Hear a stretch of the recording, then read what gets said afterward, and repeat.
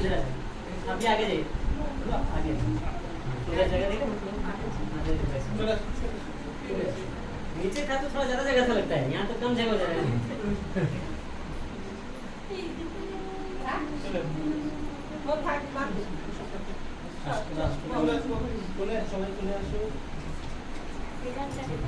सामने नहीं तो सुनाई नहीं, आपको ज्यादा जोर से बोलना पड़ेगा। तो हिंदी किनको समझ में नहीं आता है? हिंदी किसको समझ में नहीं आता है? सब भाई हिंदी बुझते पारे? कम बुझे। अच्छा ठीक है, तो प्रभु जी आपको ट्रांसलेट कर देंगे हम। तो हम लोग पहले प्रेयर करते हैं, उसके बाद थोड़ा कथा कहेंगे। मम ज्ञानतिमिरन्धस्य ज्ञानाञ्जनशलाकया चक्षुरुन्मीलितं तस्मै श्रीगुरवे नमः। श्रीचैतन्यमनोभीष्टं स्थापितं येन भूतले स्वयं रूप कदा मह्यं ददाति स्वपदान्तिकं।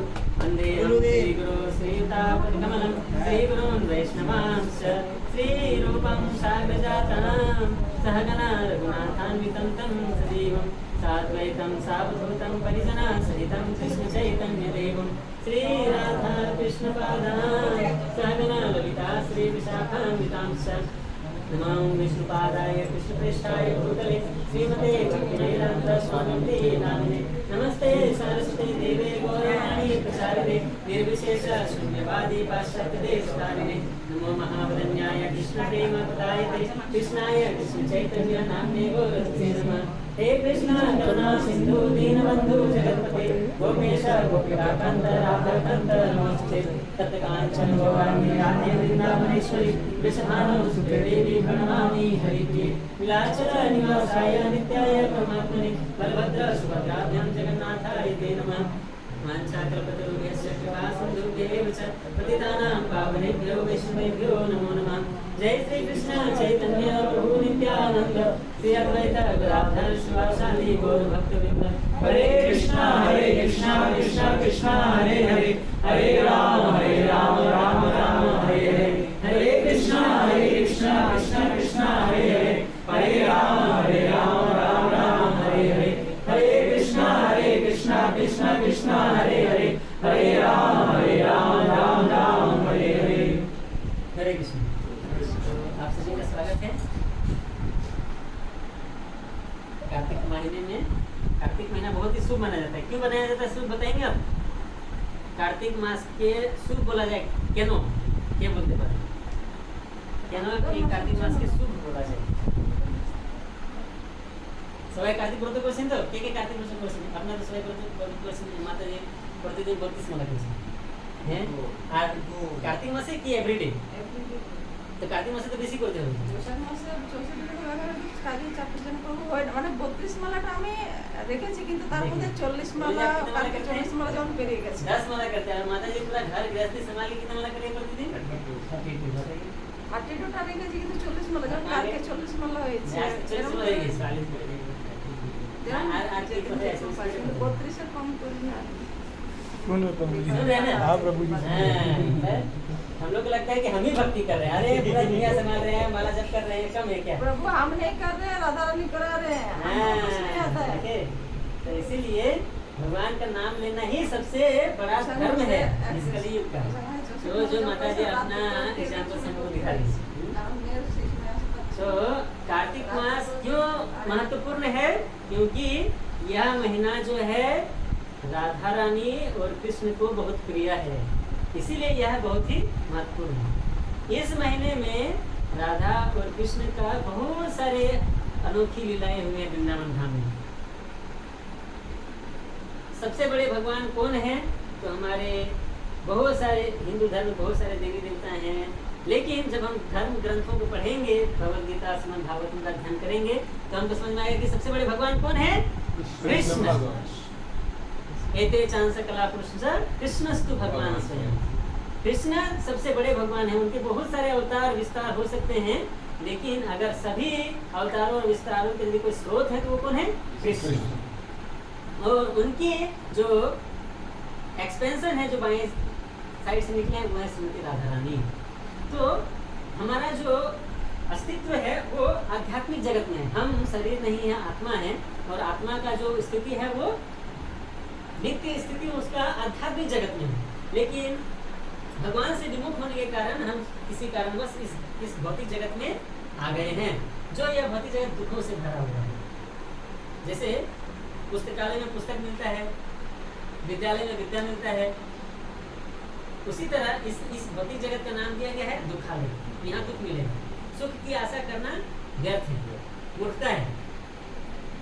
सुख कहाँ मिलेगा? असली सुख वहीं पर मिलेगा जहाँ हमारा नित्य धाम है। आत्मा का घर कहाँ पर है? भगवान के धाम में है, गोलोक वृंदावन धाम में, वैकुंठ धाम में है। आत्मा सच्चिद आनंद है, शरीर नाशवान है। हम लोग शरीर से मोह रखने के कारण आत्मा को जो जरूरत है उस पर ध्यान नहीं दे रहे हैं। शरीर का भी ध्यान रखना है, शरीर को खाना पीना चाहिए, रेस्ट चाहिए, उसका भी जो आवश्यकता है उसको ध्यान रखना है। लेकिन हमको ये समझना पड़ेगा कि अल्टीमेटली मृत्यु के समय यह शरीर भी नष्ट हो जाएगा, यह भी साथ में जाने वाला नहीं है। और हम न तो यह शरीर हैं, हम क्या है? आत्मा है। और आत्मा का जो आवश्यकता है उसको ध्यान देना पड़ेगा। आत्मा का क्या अस्तित्व है? सच्चित आनंद। आत्मा शाश्वत है, इसका कभी नाश नहीं होता। भगवद गीता में क्या लिखा गया है? नैनम छिदन्ति शस्त्राणि नैनम दहति पावक न चैनम न कदयत्यंतु न शोषयति मारुतः। आत्मा को न तो शस्त्र काट सकता है, न तो उसको हवा सुखा सकता है, न अग्नि जला सकती है, न तो उसको पानी भिगो सकता है। आत्मा शाश्वत है। और आत्मा का जो नित्य धाम है वो है भगवान के धाम में। जीवेर स्वरूप है कृष्णेर नित्य दास। जीव का जो स्वरूप है वह है कृष्ण का नित्य दास बन के रहना, उनकी सेवा करना। लेकिन हम कृष्ण की सेवा आध्यात्मिक जगत में भगवान के धाम में नहीं किए, उनसे अलग होकर के यहाँ हम भौतिक जगत में आ गए। जैसे एक एग्जाम्पल दिया जाता है कि कोई माता पिता है, ठीक है, वो बहुत धनी है, सारे सुख संपत्ति है, लेकिन बेटा अगर माता पिता से लड़ाई झगड़ा करके घर छोड़ के बाहर चला जाए तो कष्ट किसको होगा? बच्चे को ही होगा, बेटे को ही होगा। क्योंकि माता पिता का इतना संपत्ति है, यहाँ ऐशो आराम से रह सकता था, लेकिन माता पिता से लड़ाई झगड़ा करके तो घर छोड़ के चला गया, तो वो तो बच्चे की मूर्खता हुई ना। और जब बाहर चला जाता है तो बाहर में उसको दुख झेलना पड़ता है। तो वो फिर से खुश कैसे हो सकता है? अगर वो यदि फिर से वापस चला आए घर में, माँ पिता से माफी मांग के फिर से सलाह मशवरा करके अच्छे से रहे प्रेम से, तो खुश रह सकता है। तो वही हमें भी करना है। माता पिता को भी दुख होता है कि मेरा बेटा जो है ना समझ है, वो हमें छोड़ के चला गया, हम तो सब कुछ उसी के लिए किए हैं। उसी तरह भगवान भी दुखी होते हैं जब उनका संतान जो है भगवान को छोड़कर इस भौतिक जगत में आ जाते हैं। तो भगवान भी दुखी है। क्यों दुखी है? वो कष्ट में नहीं है, वो हम लोग को दुखी में देख करके वो भी दुखी हो जाते हैं कि ये तो मेरे ही संतान है। कभी माता पिता अपने संतान को दुख में देख करके उनको भी दुख होता है कि नहीं होता है। तो इसीलिए अगर हम भगवान को प्रसन्न करना चाहें, अगर हम खुद को सुखी और संपन्न बनाना चाहें, तो उसके लिए जरूरी क्या है? हमको इस जो मोह माया का भौतिक जगत है इससे छुटकारा पा करके भगवान के धाम में जाना होगा। जैसे कि एग्जाम्पल देते हैं, उदाहरण देता है, मछली का असली घर कहाँ पर है? पानी के अंदर। अगर हम उसको पानी के बाहर निकाल दें और कितना भी सुख सुविधा की चीज़ें दें, उसको टेलीफोन दे, मोबाइल दे, वीडियो गेम दे, है ना, आइसक्रीम दे खाने के लिए, तो उसको क्या अच्छा लगेगा? वो तो मर जाएगी मछली धीरे धीरे, क्योंकि उसका अस्तित्व कहाँ पर है? पानी के अंदर। उसी तरह आत्मा का जो अस्तित्व है वो है भगवान के धाम में। तो इसीलिए हमको वहां पर कैसे जा सकते हैं इसके लिए प्रयास करना चाहिए। अभी आ तो गए हैं यहाँ पर इस जगत में। इस जगत में क्या है? दुखालय तो कहा गया है। यहाँ पर 4 तरह की चीज है, जन्म, मृत्यु, जरा, व्याधि। ये इस जगत में जो कोई भी जन्म लिया है वो कभी, लोग सोचते हैं कि मैं अमर रहूंगा, मैं कभी नहीं मरूंगा। जैसे हिरण्यकश्यप था, वो ऐसा वरदान मांगा नरसिंह वर्मा जी से, न तो दिन में मरेगा, न तो रात में, न तो है ना घर के बाहर, न तो घर के अंदर, न अस्त्र से, न शस्त्र से, न तो आदमी से, न तो जानवर से, किसी से नहीं। ऐसा वरदान वर्मा जी बोले था। लेकिन ब्रह्मा से पहले उसने क्या? अमरता का वरदान मांगा था, मुझे अमर बना दीजिए। ब्रह्मा जी ने कहा कि अरे मैं तो खुद अमर नहीं हूँ, तुमको कैसे अमर बना सकता हूँ? तो उसने सोचा कि कैसे तब हम चालाकी करके ऐसा वरदान लेंगे ताकि कोई मार नहीं सकता है मुझे। लेकिन भगवान तो सबसे अधिक चालाक है, उससे वाला चालाक कौन हो सकता है? ब्रह्मा जी को बोला था कि न तो दिन में न तो रात में। तो कब मारा उसको? नरसिंह जी ने शाम के समय। न तो अस्त्र से न शस्त्र से। ठीक है, उसको लगा दीजिए और बैठ जाइए। न तो अस्त्र से न तो शस्त्र से। तो किसे मारा? नाखून से। नाखून अस्त्र भी नहीं है, शस्त्र भी नहीं। न तो घर के अंदर न तो घर के बाहर। कहाँ पर उसको मारा था? एकदम दरवाजे पर, है ना। तो न तो मनुष्य से न तो जानवर से। तो नरसिंह देव ऐसा प्रकट हुए, वो तो आधा सिर जो था वो सिंह का था और मनुष्य का जो है धड़ था। ऐसा जीव कभी किसी ने नहीं देखा। तो भगवान सबसे अधिक चतुर है। तो बुद्धिमानी यही है कि हम भगवान की सेवा करें। अगर हम भगवान की सेवा करेंगे तो हम सुखी संपन्न रह सकते हैं, और यदि भगवान से दूर जाने का कोशिश करेंगे तो कभी भी सुखी नहीं हो सकते और दुख होगा, है ना। लोग लक्ष्मी को चाहते हैं लेकिन लक्ष्मीपति नारायण को नहीं चाहते हैं। लोग जो है ये न के न प्रकारे न, चाहे छल से हो, कपट से हो, चोरी करके हो, डकैती करके हो, है ना, गलत तरीके से हो, वो पैसा कमा के सुख संपत्ति चाहते हैं, एंजॉय करना चाहते हैं, ऐश मौज मस्ती, खाना पीना, नशा करना, है ना, घूमना फिरना, यही सब चाहते हैं। और उसके लिए कोई गलत तरीका अपनाना पड़े कोई बात नहीं। तो इस तरह से वो धन उपार्जन करना चाहते हैं। और लेकिन वो धन क्या है? लक्ष्मी है। लक्ष्मी के पति कौन है? नारायण। कभी नारायण की पूजा नहीं करना चाहते। तो लक्ष्मी चाहते हैं लेकिन लक्ष्मीपति को नहीं चाहते। जैसे रावण था, रावण सीता को चाहता था, सीता से विवाह करना चाहता था, लेकिन वो राम को प्रणाम नहीं करना चाहता था, जबकि सीता तो विवाहित है। तो इस तरह उसका विचारधारा था। लेकिन तो जो ऐसे हिरण्यकश्यप जैसे लोग होते हैं उनकी भी मृत्यु होती है, और ऐसे रावण का भी नाश होता है। तो अभी हमें ये डिसाइड करना है कि हम कैसे जीवन जीना चाहते हैं। रावण और हिरण्यकश्यप जैसा जीवन जीना चाहते हैं कि लवकुश, राम और लक्ष्मण और प्रहलाद जैसा जीवन जीना चाहते हैं। ये हमको निर्णय लेना पड़ेगा। एक तो ऑलरेडी हम लोग यहाँ दुख में हैं, और 3 तरह का दुख है। हमारे खुद के ही शरीर से में बहुत तरह के रोग कष्ट आते हैं, वो दुख देते हैं। मन विचलित रहता है, उसके कारण परेशान रहते हैं। जिसका जन्म हुआ है, जन्म के समय भी कष्ट होता है, माता को कष्ट होता है, बच्चे को कष्ट होता है, मृत्यु के समय तो कष्ट होता ही है। और बुढ़ापा आने से दांत टूट गया, शरीर काम नहीं कर रहा है, चल फिर नहीं पा रहा, वो कष्ट होता है। और इतना ही नहीं, तरह तरह की बीमारियां आती हैं, तो कष्ट ही कष्ट है। इस जगह हम लोग सुख किसको मानते हैं? जैसे मान लीजिए किसी को पानी में डुबा के रखा गया जबरदस्ती, मरने वाला है, और जब मरने वाला हो जाता है तब थोड़ा देर के लिए उसको पानी से बाहर निकालो तो उसको चैन का सांस लेता है। हाँ, यही सुख है। जैसे ही वो चैन का सांस फिर से पानी में डुबा देते है ना, तो फिर से कष्ट झेलता है। वैसे ही हमारी भी स्थिति है, हम जो है कष्ट ही झेलते रहते हैं। थोड़ा देर के लिए जब कष्ट हट जाता है तब हम चैन की सांस लेते हैं, चलो हाँ थोड़ा राहत मिला। और यही सुख का परिभाषा है इस भौतिक जगत में। सुख बोल के कुछ नहीं है। जैसे ही थोड़ा सा कष्ट दूर हुआ तब तक उससे बड़ा कष्ट आकर के फिर हमको पानी में डुबा देते हैं, और इसी को ऐसे ही पूरा जीवन बीत जाता है। असली सुख, असली आनंद जो है भगवान के नाम में है, भगवान के कीर्तन में है, भगवान की सेवा करने में है। जब हम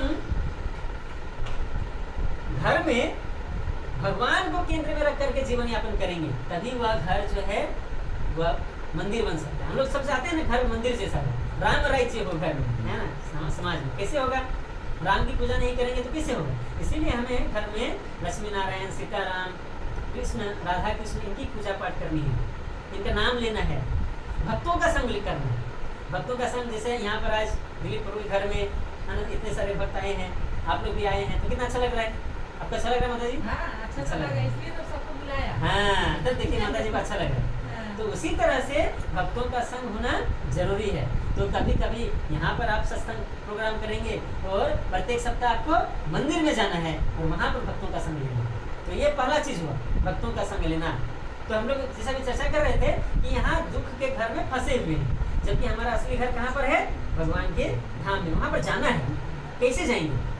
उसका रास्ता क्या है? तो रास्ता बताया गया है शास्त्रों में, भक्ति योग। भगवत गीता में हम लोग पढ़ते हैं, श्रील प्रभुपाद जी ने कितना कृपा करके हमें यह ग्रंथ दिया है, हमें ग्रंथों का अध्ययन करना चाहिए। तो भक्ति योग के द्वारा हम जा सकते हैं। जब सतयुग था तब लोग 1 लाख साल जिंदा रहते थे। उस समय का जो पद्धति था भगवान के धाम में जाने का, वो था अष्टांग योग। अष्टांग योग आप लोग सुने होंगे, पतंजलि बाबा रामदेव सिखाते हैं। वो भी पूरा नहीं सिखाते, थोड़ा सा सिखाते हैं। उसका और भी आगे स्टेज है, यम, नियम, आसन, प्राणायाम, प्रत्याहार, धारणा, ध्यान, समाधि। इतना 8 स्टेज होता है, 8 स्तर होता है उसका।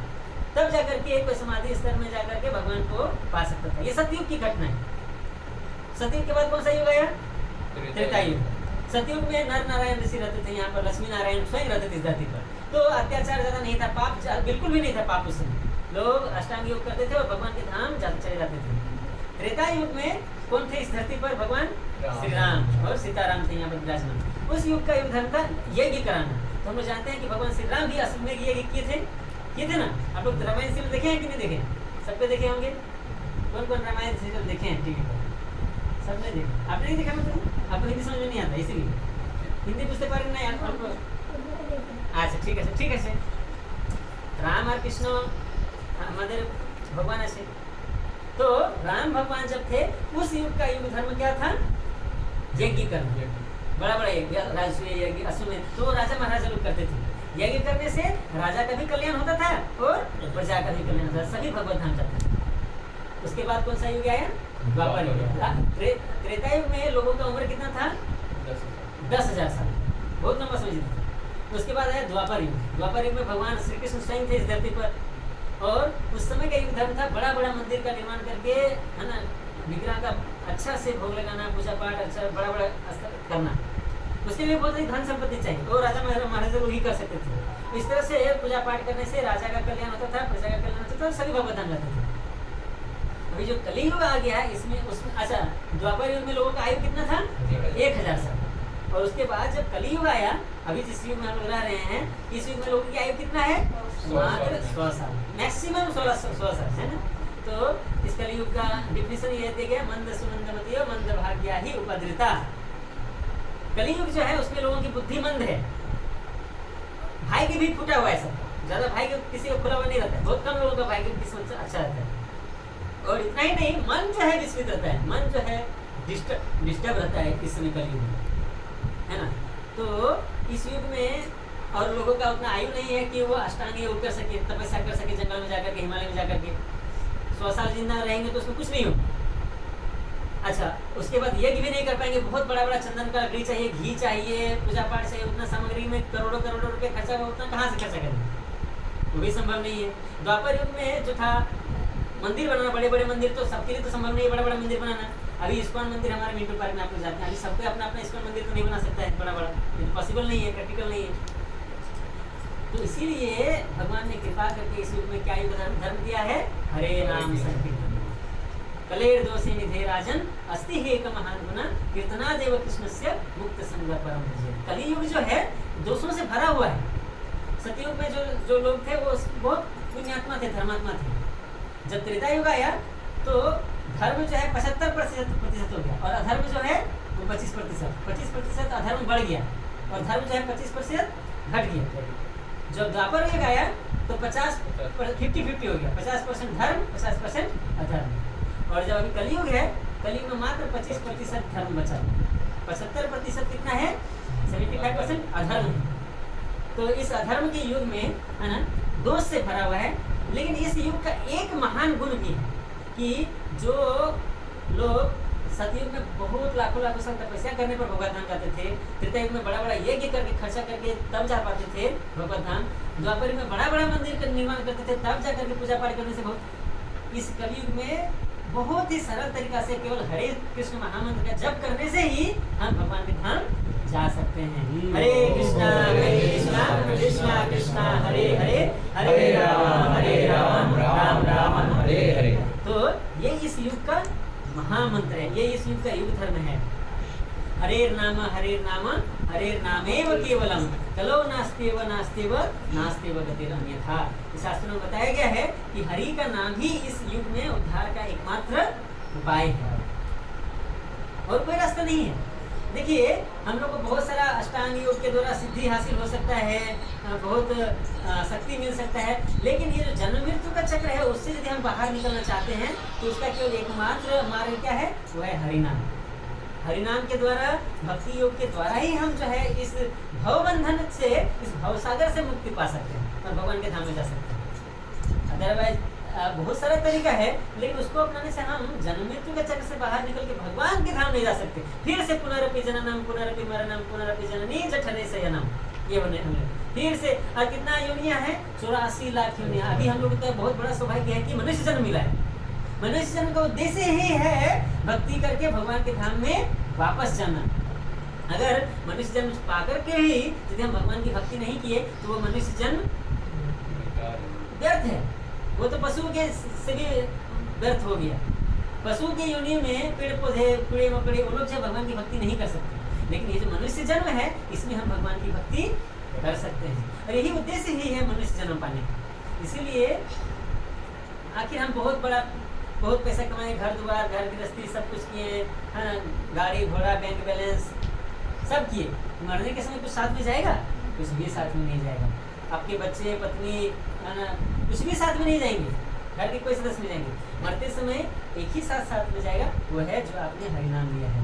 और यदि अच्छे से हरिनाम लेंगे तो हम इस मायाजाल से बाहर निकल के भगवान के धाम में जा सकते, और फिर वहाँ कोई कष्ट नहीं होगा, वहाँ सुख और आनंद है। जिस सुख और आनंद का हम लोग तलाश कर रहे हैं वो इस जगत में नहीं है, वो वहाँ आध्यात्मिक जगत में उस भगवान के धाम में है जिसको हम छोड़ के आ गए हैं और जन्म जन्मांतर से कष्ट भोग रहे हैं। तो ये जो दुर्लभ मानव तन मिला है, इसको हम लोग को व्यर्थ जाने नहीं देना है, इसलिए हरि का नाम लेना है। और ये जो हरि कृष्ण महामंत्र है, इस युग का जो युग धर्म है, इसकी स्थापना कौन किए? तो हम बताए सतयुग में कौन थे? लक्ष्मी नारायण। त्रेता युग में कौन थे? राम सीताराम। द्वापर युग में कौन थे? है ना, राधा कृष्ण। और इस कलयुग में कौन है भगवान के अवतार? श्री चैतन्य महाप्रभु, वो स्वयं भगवान श्री कृष्ण है। नमो महावदन्याय कृष्ण प्रेम प्रदायते कृष्णाय कृष्ण चैतन्य नामने गौरव। तो ये जो भगवान श्री चैतन्य महाप्रभु वो स्वयं कृष्ण है, वो एक भक्त का रूप लेकर के आए हैं इस धरती पर। और कहाँ पर वो जन्म लिए? यही नवदीप धाम में, मायापुर में, जहाँ हम लोग जाते रहते हैं, है ना। तो स्वयं भगवान अभी से जस्ट 500 साल पहले आए, है ना। भगवान श्री कृष्ण जब द्वापर युग में थे तो भगवत गीता देकर के गए हम लोग, भगवत गीता का ज्ञान। लेकिन हम कलयुग के लोग इतने मूर्ख हैं कि भगवत गीता को भी नहीं समझ पाते हैं, पढ़ के भी नहीं समझ पाते हैं, तो और ये नहीं समझ पाते हैं कि भक्ति कैसे करना है। इसीलिए भगवान श्री कृष्ण स्वयं बोले कि मैं एक भक्त के रूप में आऊंगा और भक्ति कैसे करना है ये हम सबको समझाएंगे। इसीलिए वो चैतन्य महाप्रभु का रूप लेकर के इस धरती पर आए और उन्होंने ही यह महामंत्र हमें दिया, हरे कृष्णा कृष्णा कृष्णा हरे हरे, हरे राम राम राम हरे हरे। इस मंत्र का जप करने से और कीर्तन करने से, इस युग का युग धर्म क्या है? हरिनाम संग कीर्तन, संग में आकर के कीर्तन करना। अकेले करने से जप करते करते सो जाते हैं, तो इसलिए संग में आकर के। तो आप लोग जब कोई यहाँ 3-4 लोग हैं तो ठीक है, ये सप्ताह में 1 दिन वहाँ जाएंगे, और लेकिन बाकी 6 दिन तो साथ में आ सकते हैं। थोड़ा आधा घंटा के लिए घर गृहस्थी का सारा काम काज कंप्लीट कर लीजिए और आधा घंटा के लिए शाम में एक जगह बैठ कर के कीर्तन कीजिए, थोड़ा कथा कीजिए, थोड़ा पाठ पढ़िए, थोड़ा है ना वैष्णव गीत गाइए, तो अच्छा लगेगा आप लोग को। कभी आपके घर में, कभी आपके घर में, कभी आपके घर में, ऐसा कर सकते हैं, यहाँ पर भी कर सकते हैं ऐसा, ठीक है। तो ये हो गया। जैसे कि हाँ अभी हम प्लान किए हैं, हम लोग ये व्यवस्था किए हैं कि कार्तिक महीने में सबके घर में एक बार जाएंगे, जो भी भक्त बैठे हैं सबका घर में जाके प्रोग्राम होगा। तो उसी तरह आप लोग भी यहाँ पर कभी आपके 3 जन यहाँ, तो तीनों के घर में कभी कभी जस्ट 2-4 लोग बैठ गए और थोड़ा भगवद गीता पढ़ेंगे साथ में, थोड़ा कीर्तन करेंगे साथ में, उसी से आनंद मिलेगा, उसी से आनंद मिलेगा। आनंद पाने के लिए हमको बम्बई, दिल्ली, कलकत्ता जाने की जरूरत नहीं है, दार्जिलिंग और गोवा और क्या क्या है ना, उधर जाने की जरूरत नहीं है। शांति और सुख का अनुभव आप घर में ही होगा जब हम घर को मंदिर बनाएंगे। और वो कैसे होगा? घर मंदिर कैसे बनेगा?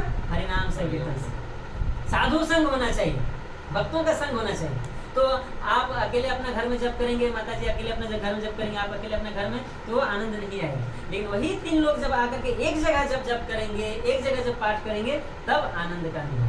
हम तो जब पढ़ते करते सो ही जाते। हाँ, तब देखिए हम बोले ना, इसीलिए साथ में रहना है। संगे शक्ति कलियुगे, यही शास्त्र में बोला गया। कलियुग में सबसे बड़ा शक्ति क्या है? संग।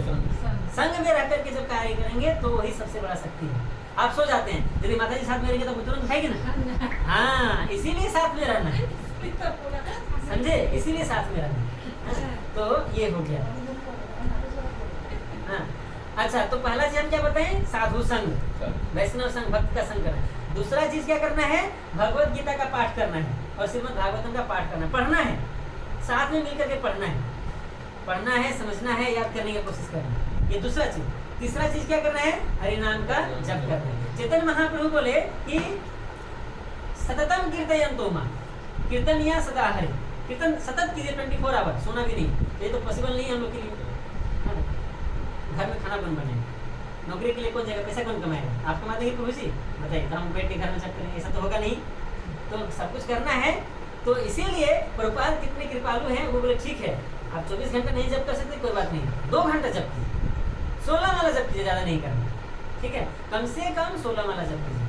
तो अभी देख लीजिए, आप लोग माता जी को देखें ना 32 माला जप करें, तो क्या है कौन जो यहाँ 16 माला नहीं कर रहे हैं, कम से कम वो लोग चरण छुइए माता जी का, तब आप लोग 16 माला जप कर सकते, आशीर्वाद दीजिए, ठीक है, आशीर्वाद दीजिए, सबके आशीर्वाद दीजिए।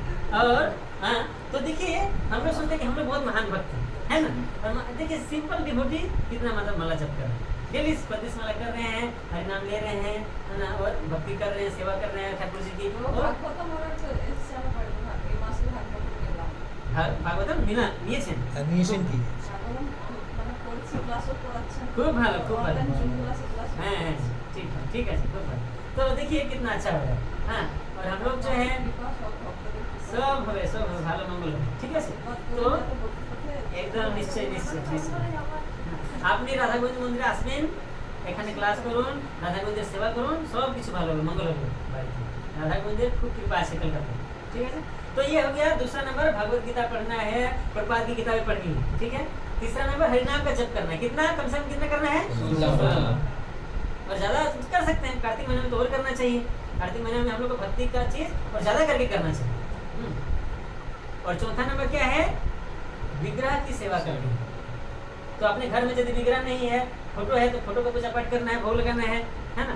जो भी हम खा रहे हैं भगवान को भोग लगा के खाना है, ये बहुत इंपॉर्टेंट है। लहसुन प्याज नहीं होना चाहिए, मांसाहार नहीं होना चाहिए।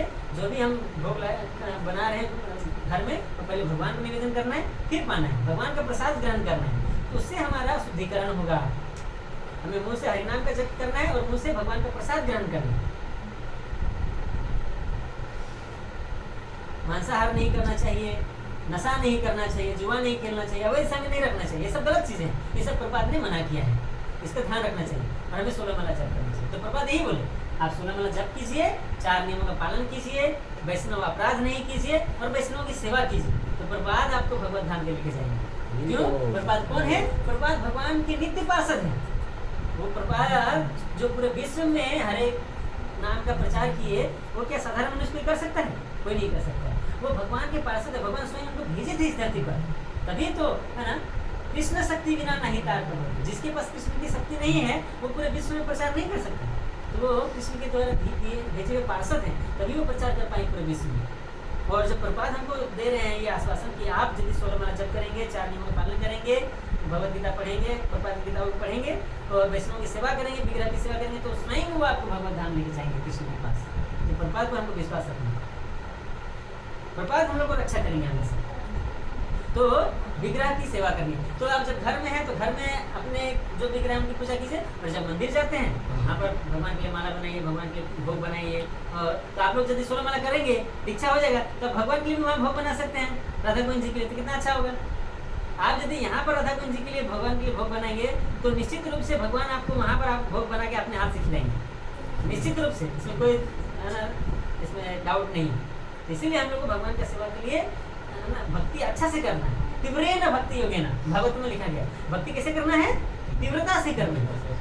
लेजी फेलो जैसा नहीं, आलस्य हो गया, आलसी है, जब भी नहीं हो रहा है, सो भी रहे हैं, कुछ काम दाम भी नहीं, ऐसा आलस्य पर नहीं होना चाहिए। भक्ति तीव्रता के साथ होना चाहिए। प्रहलाद महाराज देखिए 5 साल की उम्र में भक्ति कर रहे हैं और उनको भगवान का दर्शन हो गया 5 साल की उम्र में। ध्रुव महाराज को 5 साल की उम्र में भगवान का दर्शन हुआ, 6 महीने उन्होंने तपस्या किया था, लेकिन भगवान को पाया। तो हम लोग को भी तीव्रता करना पड़ेगा, अच्छे से स्ट्रांगली भक्ति करना है, तो सब कुछ मंगल होगा। तो ये चौथा चीज बताया हमने, क्या? भगवान के विग्रह की सेवा करना। और 5वां चीज भगवान के धाम में जाना है, जैसे मथुरा, वृंदावन, द्वारिका, पुरी, जगन्नाथपुरी, मायापुर। मंदिर भी भगवान का धाम है, इस्कॉन मंदिर कलकत्ता में, वो भी भगवान का। हम आपके अपने घर को भी धाम बना सकते हैं अगर हम भक्ति अच्छा से करेंगे। घर को यदि भगवान को केंद्र में रखेंगे तो हमारा घर भी मंदिर बनेगा, वो भी धाम बन जाएगा। तो 5 चीजें क्या क्या बोले हम? पहले बोलिए भक्त का संग करना है, दूसरा प्रभुपाद की किताबों को पढ़ना है, तीसरा हरिनाम का जप करना है, चौथा विग्रह की सेवा करनी है, और 5वां धाम की यात्रा करनी है। तो ये 5 चीजें, ये पंचांग भक्ति कहा जाता है। तो हम जो कह रहे थे कि भगवान के धाम में जाना है, इसका रास्ता क्या है? यही पंचांग भक्ति है। लेकिन उसमें भी तार मध्य सर्वश्रेष्ठ नाम संकीर्तन। नवविधा भक्ति में श्रवणम कीर्तनम विष्णु स्मरणम पाद सेवनम अर्चनम वंदनम दास्यम साख्यम आत्मनिवेदनम, ये नवविधा भक्ति है। उसमें से भी 5 पंचांग भक्ति श्रेष्ठ है। भक्ति के 64 अंग हैं, भक्ति रसायन सिंधु में बताते हैं, है ना, श्रील रूप गोस्वामी। 64 अंग है भक्ति के, उसमें से भी नवविधा भक्ति श्रेष्ठ है। नवविधा भक्ति में भी पंचांग भक्ति, जो 5 चीजें हम बताएं, वो श्रेष्ठ है। और 5 में भी सबसे जो इम्पोर्टेंट है वो क्या है? तार मध्य सर्वश्रेष्ठ नाम संकीर्तन। तो ये नाम संकीर्तन करना है। तो तो एक तो हो गया हरिनाम जप करना है माला में, और दूसरा क्या करना है, मृदंग और करताल से कीर्तन करना है। तो आप लोग को सबको सीखना पड़ेगा मृदंग बजाने के लिए, कीर्तन है ना, कीर्तन करताल बजाने के लिए। और जब चैतन्य महाप्रभु यही सिखा के गए हैं, मृदंग और करताल लेकर के उन्होंने नगर नगर में कीर्तन किया था। तो हम तो चैतन्य महाप्रभु तो बंगाल के ही हैं, हम सभी बंगाल के हैं, तो ये तो हमारे अपने हैं। तो वो जो हमको सिखाए हमको करना है, हरिनाम का जप करना है, कीर्तन करना है, और तब हम जो है ना अंत समय में भगवान को स्मरण करते हुए भगवान के धाम में जाएंगे, और हमारा पूर्वजों का भी अच्छा उद्धार होगा, हमारे आने वाली जो पीढ़ियाँ उसका सबका मंगल होगा, सबका कल्याण होगा। तो यही हमारा शिक्षा है भक्ति का।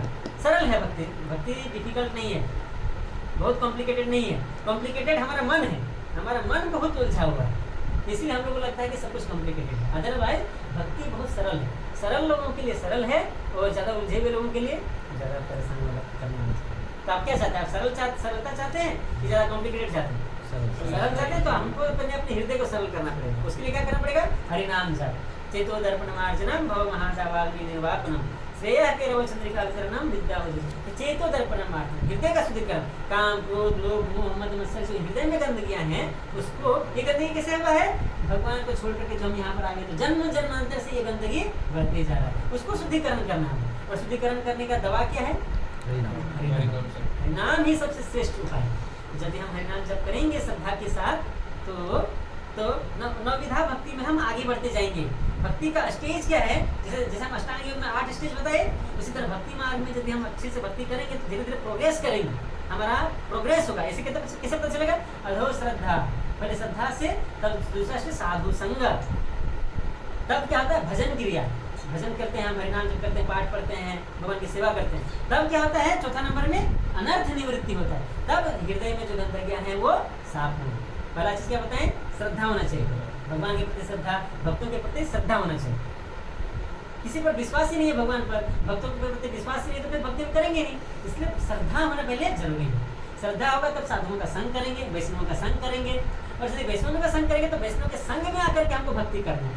भक्ति अकेले नहीं होता है, भक्ति मतलब यह है संग में आकर के करना। तब भक्तों के संग में जब भक्ति करेंगे, भजन क्रिया करेंगे, तब क्या होगा, जो हमारे हृदय में जो कलमश है वो दूर हो जाएंगे, अनर्थ का निवृत्ति होगा। उससे आगे निष्ठा, तब हम भक्ति में प्रदृढ़ हो जाएंगे, उसमें हमको कहला नहीं सकता। निष्ठा के बाद रुचि, जब हम हरिनाम जप करेंगे तब बहुत आनंद आएगा। रुचि के बाद आसक्ति, इतना अधिक हमको उससे लगाव हो जाएगा कि हम हरिनाम के बिना फिर रह नहीं पाएंगे, हमको लगेगा कि हम निरंतर 24 घंटा हरिनाम करें। और आसक्ति के बाद भाव, वो जो है हृदय में भगवान के प्रति प्रेम धीरे धीरे जागृत होना चालू होगा। अंत में वही 9वां स्टेज क्या होता है, प्रेम शुद्ध हृदय, प्रेम जब हृदय में जागृत हो जाता है उसी क्षण हम भगवान के धाम जा सकते हैं। तो यह मार्ग है, सरल है, हमको ये नहीं सोचना कि बहुत कष्ट है, नहीं। इसी जन्म में हम ये जो हम जो भी 40 साल 50 साल 60 साल 70 साल जीवित रहेंगे, उसी में हम जो है सब भक्ति को पूरा करके हम भगवान के धाम जा सकते हैं। ये श्री चैतन्य महाप्रभु भी बोलते हैं, और ये श्रील प्रभुपाद भी बोल रहे हैं कि इसी जन्म में हम पूरा करके जा सकते हैं, ये विश्वास होना चाहिए। कैसे करेंगे, जब हम श्री चैतन्य महाप्रभु के दिए गए निर्देशों का पालन करेंगे, जब हम प्रभुपाद के दिए गए निर्देशों का पालन करेंगे, तो हम निश्चित रूप से इसी जन्म में सब कुछ पूरा करके हम जा सकते हैं भगवान के धाम, इसमें कोई डाउट नहीं। तो हमको वफादार कुत्ता होता है ना, जो अपने मालिक को हमेशा पालन करता है, उसके बाद उसी तरह हमें प्रभुपाद का वफादार कुत्ता बनना है, honest servant of Srila Prabhupada. अगर यदि हम ये बन पाए तो हमको फिर कोई नहीं रोक सकता, ये हमको विश्वास रखना चाहिए। तो आशा है, आशा की किरण है, बोलते हैं ना भगवान के घर में देर है लेकिन अंधेर नहीं है। तो अंधेरा नहीं है, ऐसा मत समझिए कि अंधेरा है, नहीं, भगवान है और भगवान हमको ले जाएंगे अपने धाम, हमको आशा बना के रखना है। तो ये आशा कब आती है, जब हम भगवान के भक्तों के साथ तब।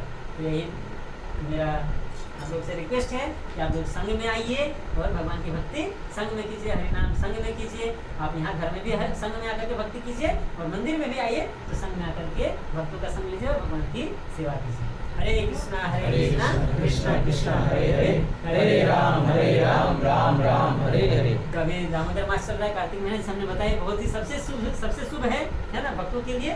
तो इस महीने में ही वो भी लीला हुआ था क्या कि मैया यशोदा ने कृष्ण भगवान को क्या कोकली से बांध दिया। क्यों, बहुत शरारत कर रहे थे, तो अब कृष्ण भगवान क्या किए, ओपी में तो बंद हो गया, लेकिन वो ऐसा शरणागत किए जो पहले कभी नहीं किए थे। वो यमल अर्जुन थी, नलकुबेर और मणिगिरो नामक के जो देवता दो गंधर्व थे, तो पेड़ का रूप धारण कर लिए थे, है ना। और उन्होंने कृष्ण भगवान ने उसी उपली से उन दोनों का उद्धार किया। तो यह इसी महीने में हुआ था। और मैया यशोदा का कृष्ण के प्रति कितना प्रेम है कि देखिए भगवान कितने अच्छे हैं। लोग बोलते हैं भगवान को पूजा पाठ करेंगे, भगवान का दास बनेंगे, लेकिन भगवान बोलते हैं तुम मेरा दास क्यों बन सकते हो, तुम मेरे माता पिता बन सकते हो, तुम मेरे सखा बन सकते हो। भगवान से भी ऊंचा हम पोस्ट मिल सकता है हमारा, है ना। तो वही मैया यशोदा दिखाती है, जिसको वो भगवान जिसको देवी देवता किन्नर महापुरुष सब पूजा पाठ करते हैं, उसको मैया यशोदा ने क्या किया, रस्सी से बांध दिया। तो कितना प्रेम है, कितना भगवान जो है भक्तों के भक्त वत्सल है, भक्तों के प्रेम में बंध जाते हैं भगवान। ये यहाँ सबको देखने को मिलता है। तो भगवान बहुत कृपालु हैं, तो हम सबको आना अपने धाम में लेके जाएंगे और अपना प्रेम देंगे अगर हम इस भक्ति मार्ग में आगे बढ़ते रहेंगे तो। ठीक है, तो हम लोग अभी दामोदर अष्टकम करेंगे। तो आप लोग कैसे पढ़ेंगे? मोबाइल से हाँ ठीक है। अच्छा, आप लोग के पास मोबाइल है? अच्छा, निकाल लेते हैं।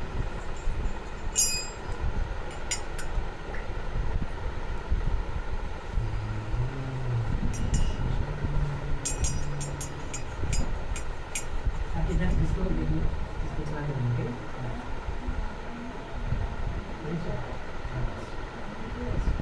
ठीक है, अब स्टार्ट करते हैं।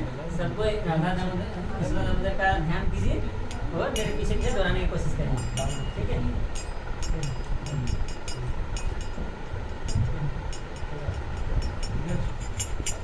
नमामि स्वरं सच्चिदानन्दरूपं लसत्कुण्डलं गोकुले व्रजमानं। नमामि स्वरं सच्चिदानन्दरूपं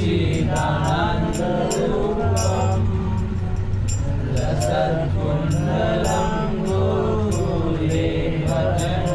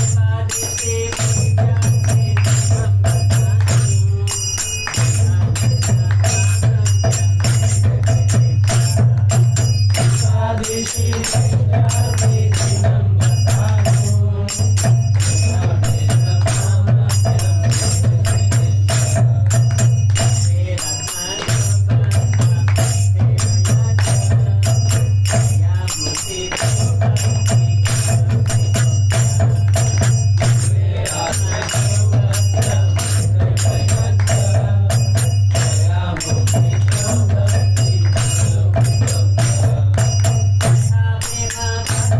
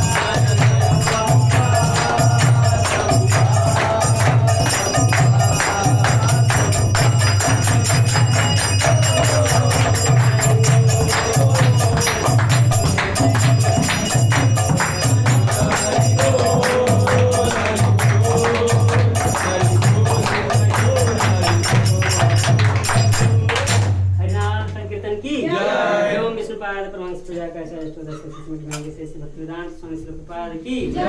विष्णु भवनाचार्य ब्यूटी भवनाचार्य श्रीमद होल बल जगत गुरु श्री प्रपाद की एवं विष्णुपाद परमहंस प्रजाकाचार्य अष्टोदश सिस्मित भांगे भक्ति सिद्धांत सरस्वती गोस्वामी महाराज श्री प्रपाद की अनंत कोटि वैष्णव वृंद की श्री रूप श्री सनातन भट्ट रघुनाथ श्री जी गोपाल भट्टदास रघुनाथ श्री गोस्वामी प्रभुगण की नमाचार्य श्री हरिदास ठाकुर की प्रेम से कहो श्री कृष्ण चैतन्य प्रभु नित्यानंद श्री अद्वैत गदाधर शिवासदि गौर भक्त वृंद की श्री श्री राधा कृष्ण गोप गोपीनाथ श्याम कुंड राधा कुंड गिरि गोवर्धन की ब्रजभूमि श्री वृंदावन धाम की पुरुषोत्तम क्षेत्र श्री जगन्नाथपुर धाम की नवद्वीप मायापुर धाम की गंगा माई यमुना माई की भक्ति देवी तुलसी महारानी की गोलोक प्रेम धन श्री हरिनाम संकीर्तन की कार्तिक मास की समेत गौर भक्त वृंद की विदाई गौर प्रेमानंदे